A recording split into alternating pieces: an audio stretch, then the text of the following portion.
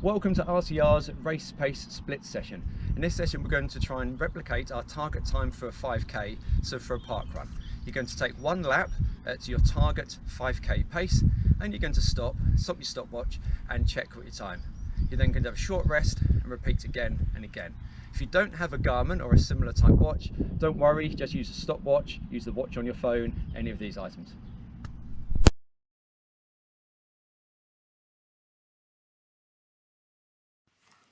If you do not have a sports pitch or track available, a distance of 300 to 500 metres is ideal.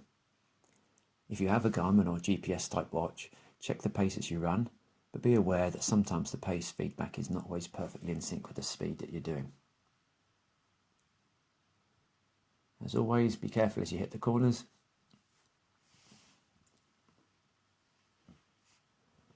I usually find this as I hit the back straight here, I should be into some sort of rhythm. Some sort of normal pace you should have found yourself into by now, but bear in mind that on the laps coming up afterwards, you'll probably find that this is the bit where fatigue starts to dig in a little bit, and you need to find that extra level of motivation perhaps. Final corner.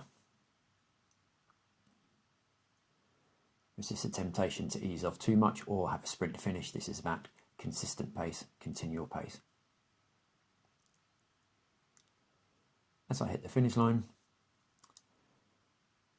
hit the pause. Normally I would just pause this rather than stop it, but for the sake of the camera it's more convenient to stop it, and I apologise for the ouchie on my finger. That's the price I'm paying for my run group. The pace is slightly quicker than my usual 5k, but this meets my own objectives, which was my own target for that distance. I did have a short rest, moved off again. I find it easier to get into the rhythm straight away because your mindset is just this is the pace you're running at. But as I said previously, you may well find it's harder to maintain that pace.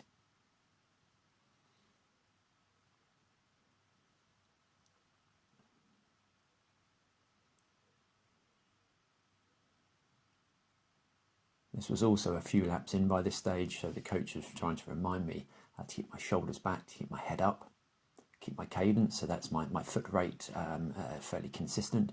About 180 cadence is considered ideal. And as always, when you come to the final bit, try to maintain that pace. Don't think necessarily about speeding up or slowing down.